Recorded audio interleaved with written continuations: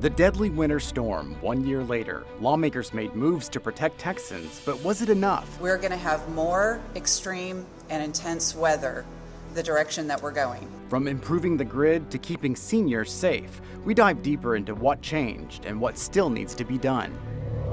A new poll gives new insight into the campaign for governor, why the popularity of the president could be a major factor deciding this race. The primary brings some down-ballot drama, why some county-level campaigns could answer key questions about the future of Texas politics. And a congressman, an engineer, and a newcomer, how their different perspectives are shaping the race for a brand new seat in Congress. Produced from the Capitol in Austin and airing statewide, this is the award-winning State of Texas. Hello, and thank you for joining us. I'm Josh Hinkle. This week marked 1 year since the winter storm that left millions of Texans in the dark for days. It happened during the legislative session, and lawmakers quickly mandated changes to our power grid. But were they enough? Politics reporter Maggie Glenn checks in 1 year later with the leaders of ERCOT and the Public Utility Commission.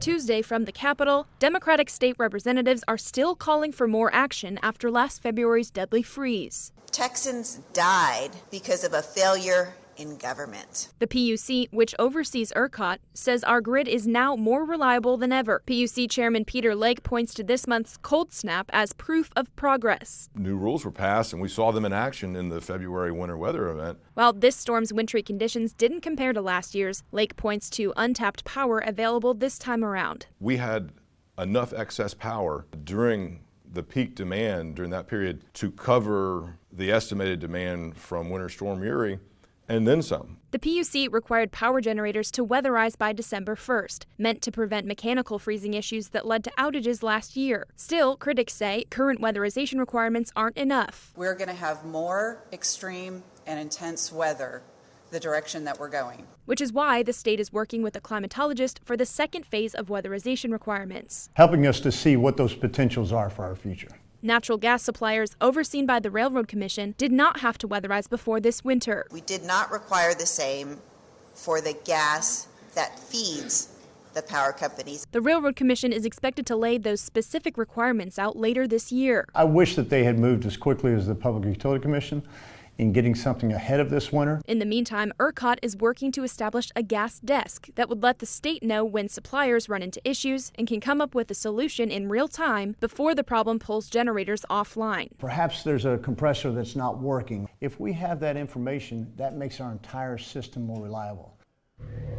Maggie joins us now. Maggie, we know state lawmakers passed requirements beyond physical improvements to the grid. Did any of those come into play during the freeze earlier this month? Well, Josh, one goal was to improve interagency cooperation and communication. We saw some of that communication during the big freeze earlier this month with ERCOT, the PUC, Railroad Commission, and other state agencies working shoulder to shoulder in the State Emergency Operations Center. The state also established the Texas Energy Reliability Council. That consists of regulators and energy companies who meet on a regular basis to communicate in advance of any trouble. Well, we heard the PUC chairman in your story sound pretty confident about the state's power supply. Do others share that optimism? Well, Josh, that was the case for the storm we dealt with a few weeks ago, but looking longer term, there are some energy experts voicing concerns. They're calling for a bigger focus on the demand side. Part of that would include conservation, basically reducing the amount of power people use at home.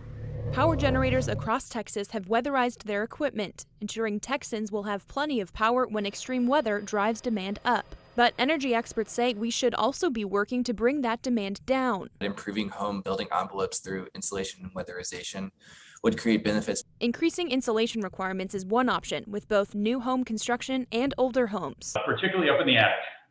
That it's accessible generally. It reduces the amount of power you use year-round in the winter with heat and summer with air conditioning. You can feel it. Your home is cooler in the summertime than it used to be. Initial cost is an obstacle, but home builders say it's worth it. That energy saving shows up on your electric bill. So the insulation pays for itself over time. Controlling when people plug in is another option, especially as more people move to Texas and drive demand up further. We're up to about 120,000 electric vehicles in the state. We're probably going to hit 1 million within 3-ish years.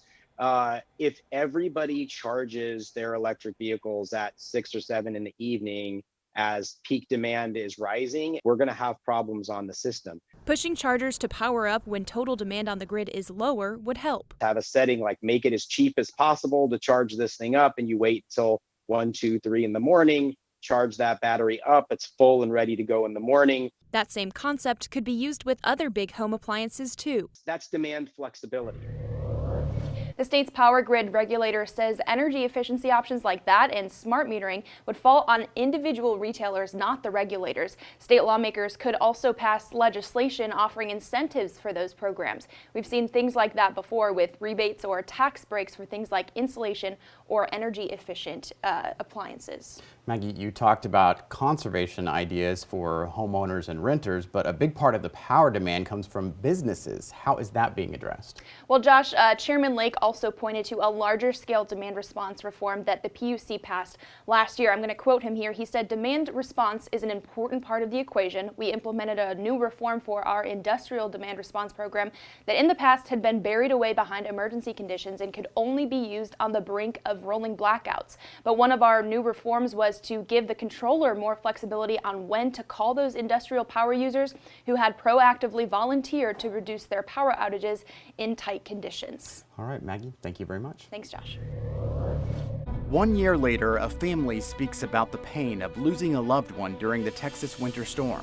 She deserved to be loved. She deserved to be with her family. When she died, she deserved to have a chance to say goodbye to people. Our investigators check back on the state's effort to protect its most vulnerable seniors so this doesn't happen again. Early voting is underway in Texas, but the biggest races may not be at the top of your ballot. Why some county-level campaigns could help shape the future of Texas politics.